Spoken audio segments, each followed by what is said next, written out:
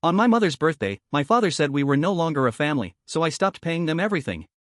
My mother, Eunice, chose an upscale steakhouse for her birthday dinner, not for the cuisine, which she found mediocre, but for the valet parking and dim lighting that made her feel like a star.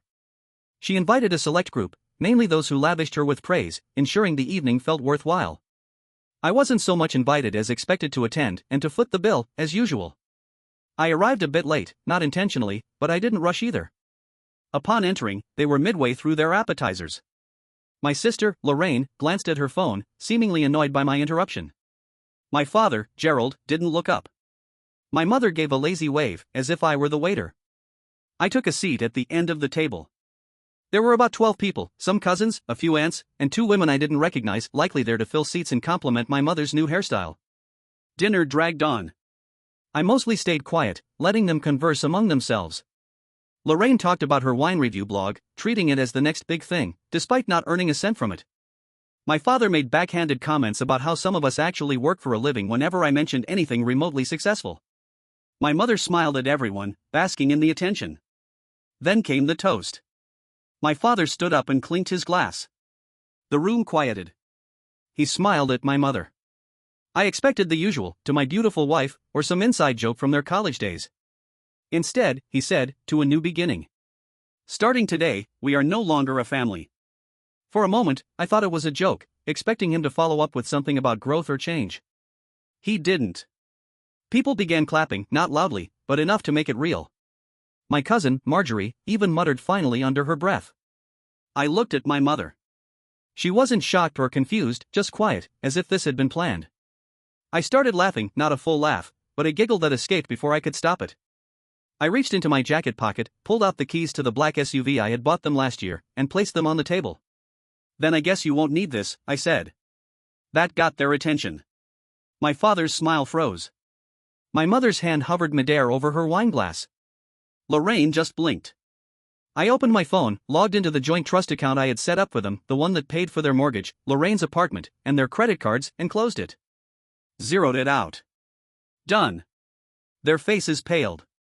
For the first time that evening, it was quiet. Lorraine finally spoke. That's it? I nodded. Yeah, that's it.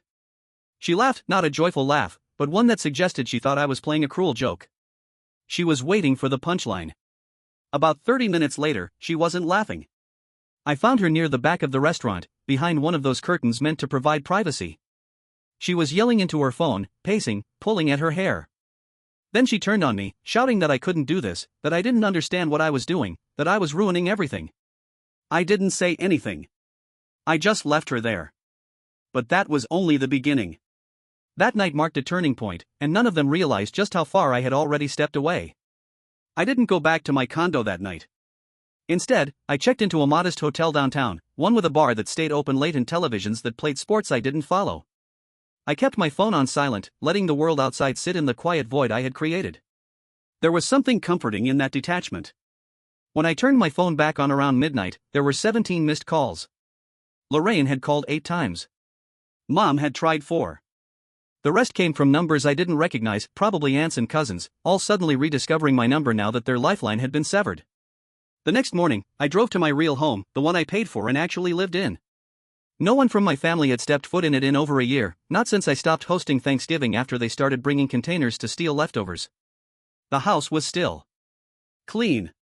Peaceful. I made coffee and turned on the news. Just silence and small headlines. A rare calm. Then came the knock at the door. It was Cora, my cousin. Well-dressed, a box of pastries in hand, like she had just stepped out of a brunch catalog. Her coat was still buttoned, her smile faint but nervous. I just wanted to talk, she said, eyes darting past me into the foyer. Not choosing sides or anything, but people are calling. I wanted to hear it from you. I let her in. Not out of politeness, but curiosity. I wanted to know just how quickly the story had changed, how fast the script had flipped. We sat at the kitchen island, and she wasted no time. Your father's toast wasn't spontaneous, she said. They'd been planning it for weeks. Told several people already. Said they were cutting ties. That you were manipulative. The word sat between us for a moment, sour and soft. They said you controlled them financially, she continued, emotionally. Said this was their way of reclaiming independence. Except they didn't expect me to pull the plug. They thought I'd sulk, maybe storm out, then crawl back later with apologies and checks. They never imagined I'd mean it. Then she dropped the last detail. Your mom called me last night. She was in tears. Not about the family splitting, because she couldn't book a hotel for her spa retreat. One of the accounts was under your name. I had forgotten about that one. Cora left shortly after, a little rattled, more aware. But that was only the calm before the storm. 2 days later, I got served at work. A legal notice. A lawsuit. My parents were suing me for financial abuse of elderly dependents. I read it in the HR manager's office, seated under fluorescent lights, the smell of printer toner thick in the air. I almost laughed. The suit claimed I had coerced them into financial agreements, used my role as son and brother to exert undue control over their resources. They painted every act of help, every tuition check, every car repair, every loan as manipulation. Extortion, even. And then, as if on cue, Lorraine joined the chorus. She sent an email to my firm's general inbox, alleging I had harassed her. She even attached screenshots of our texts as proof, completely mundane things like, you left your charger here and did you need help with your lease renewal? The desperation was transparent. But I didn't react. I didn't post anything. I didn't respond. But I started gathering things. Screenshots. Bank transfers. Messages from mom begging for rent money and promising payback when her freelance writing career takes off. Voicemails from my father, sometimes drunk, asking for help covering a mortgage payment he never told mom about. I didn't have to dig far. But the real shift didn't come from me. It came from Edie, another cousin. The quiet one. The one who never spoke at family functions, who always sat in the back scrolling on her phone. She posted a TikTok. Just her, sitting on her bed, eyes tired but voice steady. She spoke about what financial abuse actually looked like. About how some families scapegoat one member, their so-called golden goose, for years, until that person finally snaps. She didn't name anyone. But people started connecting the dots. Within 24 hours, the video had over 500,000 views. Then someone found Lorraine's wine blog. Comments flooded in, people calling her a user, a fraud. She deleted most of her videos within the week. And just like that, the lawsuit vanished. Withdrawn quietly, as if it had never existed. But my parents weren't done. They didn't apologize. They regrouped. They started showing up at relatives' homes, one by one, not to admit fault, but to shape the story. They told everyone I'd had a breakdown. That I was cruel. Vengeful. That I was using money as a weapon against those who loved me. But something was different this time. People didn't believe them. For the first time, the calls I got weren't demands. They were apologies. I should have said something. I didn't know how bad it had gotten. I'm sorry I didn't help sooner. It was humbling. But I wasn't done. Not yet. After the lawsuit was dropped, things got oddly quiet. Not peaceful, just the kind of silence that feels like it's waiting to be broken. Like the hush before a summer storm. My phone didn't ring. My parents didn't try to contact me again. Lorraine went dark on social media. For a second, I wondered if they finally understood. If they'd accepted the new reality, I wasn't their emergency fund. I wasn't their fix-it boy. I was done. But I knew better. Silence, in our family, was never surrender. It was strategy. So I didn't wait. I'd spent years holding up their lives. Quietly. Systematically. I knew where the cords were because I tied most of them myself. And now, I began to cut methodically. First, the SUV. I'd already had it towed and sold. But I didn't pocket the money. I bought a 12-year-old sedan with cash, had it delivered to their driveway, tied with a bow and a note that read, "Let's see how free you really are." They didn't return it. But they didn't thank me either. Next came the phone plan. They'd all been on my account for years. No one even realized it. I canceled it. Just like that, my parents and Lorraine lost access to their numbers. Social media locked out. Emails stopped syncing. Lorraine missed 2 sponsored live streams. My father missed 3 tea times because his golfing buddies couldn't reach him. 3 days later, I sent Lorraine a screenshot of a text she'd sent me years ago. "Can you help set up my business number? I don't understand any of this." No caption. Just the image. Then I moved on to the mortgage. Years ago, I co-signed the house for them because my father's credit was nearly non-existent and my mother insisted she couldn't bear to lose the home we raised our family in. But when we set it up, my attorney included a clause: if familial ties were formally severed by either party, the agreement could be voided and the loan accelerated. I activated the clause. It took 5 minutes. Suddenly, they owed the full balance, due in 30 days. Panic set in. My mother called first. Left a voicemail that started with calm confusion and descended into near hysteria. Something about betrayal. I didn't listen twice. Then came my father. He showed up at my office building. The receptionist called up, said some man was in the lobby, yelling that I was tearing the family apart. I told her to call security. As they escorted him out, he turned toward the lobby camera and gave it a long, deliberate glare. I had the footage clipped and texted to him with one line: new family portrait. But it was Lorraine who cracked first. She texted me from a new number: I can't log into anything. This isn't funny. I didn't answer. A few hours later: please. I have contracts that depend on those accounts. I replied with a link to a refund policy for a digital course on entrepreneurial resilience. No context. She didn't respond. They all went quiet again until Cora invited me to dinner. It was small. Just her, Edie, and a couple others. I accepted. I owed them more than silence. When I arrived, I didn't expect what was waiting. Cora handed me a scrapbook. It was handmade. Carefully assembled. Inside were childhood photos, old letters, birthday cards I hadn't seen in years. But in the middle, the real content began: screenshots of emails, messages exchanged between relatives over the years. It turned out I hadn't been imagining things. Family members had seen it all unfolding, had whispered about it, warned one another in side conversations. About how entitled my mother had become. About how Lorraine joked about bleeding me dry. About how my father once referred to me as our retirement plan. There was even an old email thread where my aunt asked my father directly, "Have you even considered how Jack feels?" To which he replied, "He's fine. He's got more than he needs." At the end, they'd all signed a note: "We're sorry. We saw more than we admitted. You deserved better." It didn't fix anything. But it steadied something in me. Still, I had one last card to play. Not to destroy them, just to make sure the world saw what I had seen. To hold up the mirror. I took every transaction record, every document I'd stored over the years. Cross-referenced dates, attached screenshots. Then I compiled it all into a clear, organized report. And submitted it anonymously to the IRS. Let them figure out how 3 unemployed adults lived in a $500,000 home, flew to beach resorts twice a year, and somehow reported no income. They wanted freedom. They could have it. But for the first time in my adult life, I finally felt free too. Weeks passed. I wasn't tracking time as much as mood, how each day felt a little less tense, a little more mine. The package I sent to the IRS had stirred the water, and while no official response had landed in anyone's mailbox just yet, the ripples had begun. My mother stopped posting on social media. That may sound trivial, but this was a woman who once went live while rearranging her spice rack. Now, nothing. No sunsets with captions about inner strength. No vague remarks about being betrayed by those closest to you. Just a clean slate. My father, on the other hand, tried to fly under the radar. Someone sent me a Craigslist ad anonymously posted, offering a nearly new set of golf clubs. They were the ones I bought him 3 years ago.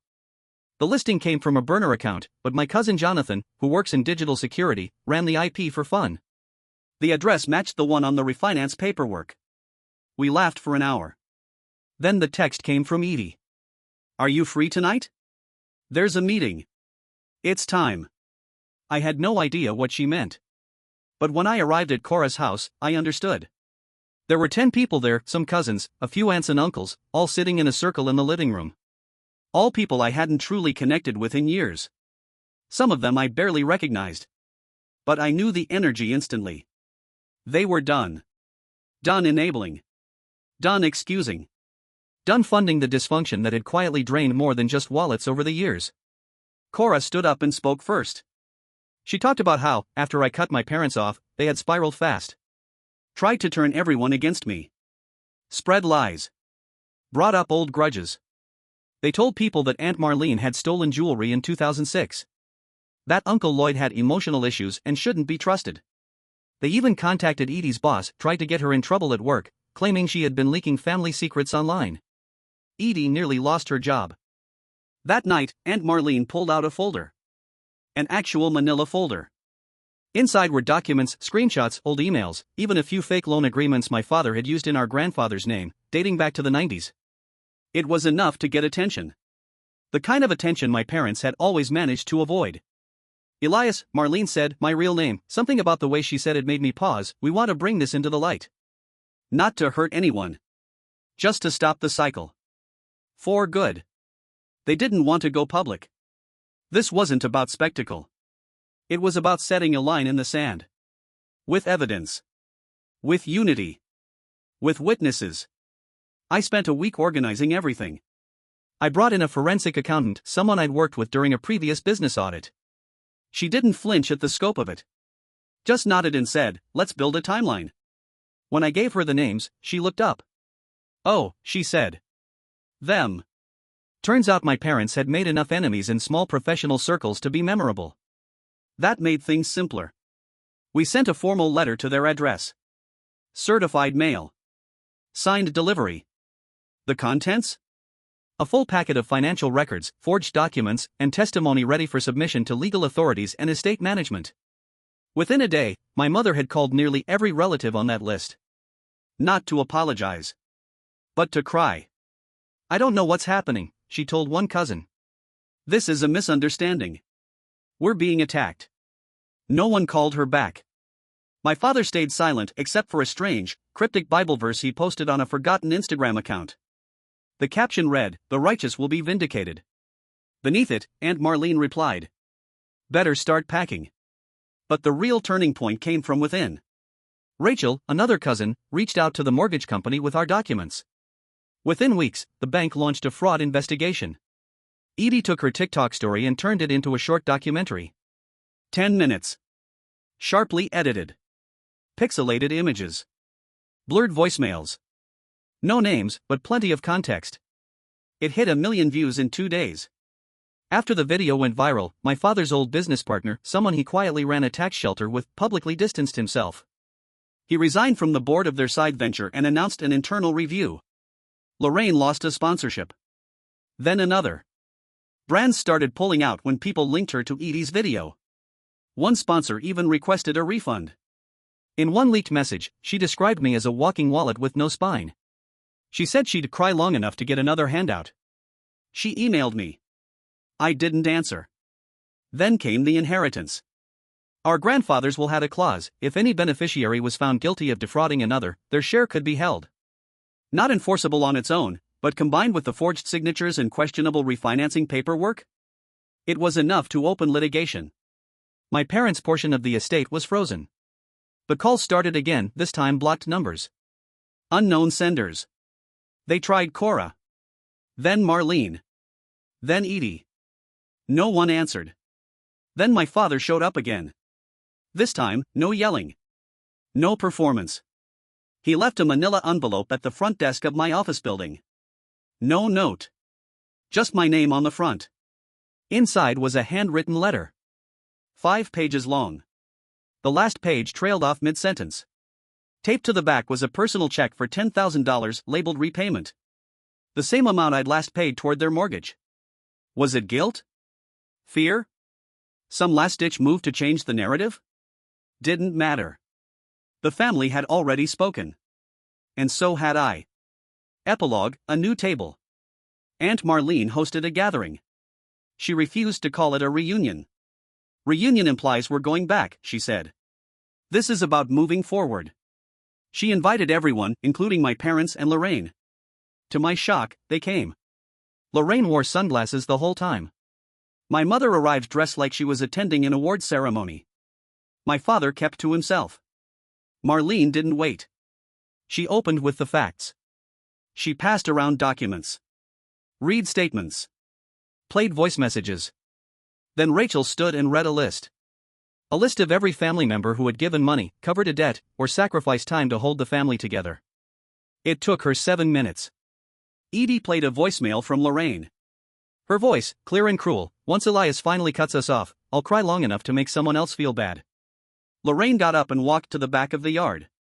She didn't return. Then came my part. No speech. Just action. I handed my parents formal letters. Legal documents, already filed, severing all financial, legal, and personal ties. My mother glanced at it, looked up, and asked, "You're serious?" My father just nodded. Quietly. And that was it. No applause. No dramatic exit. Just a shift in the air. The last surprise? Aunt Marlene had gained control of our grandfather's property. With the fraud exposed, the estate had been redistributed. She turned the house into a family trust, but with conditions. Only those who had contributed, who had cared, could benefit. It wasn't about wealth. It was about value. My parents didn't qualify. Neither did Lorraine. When the food came out, people stayed. Talked. Shared stories. Laughed for the first time in years. I stayed and helped clean up. For the first time in my life, I felt like I had a family again, not because we were blood, but because we chose to be better. We didn't just get justice. We got something back that I thought I'd lost forever. Peace. Thank you for watching the video. Like it if you watched the video to the end and don't forget to subscribe. Have a nice day.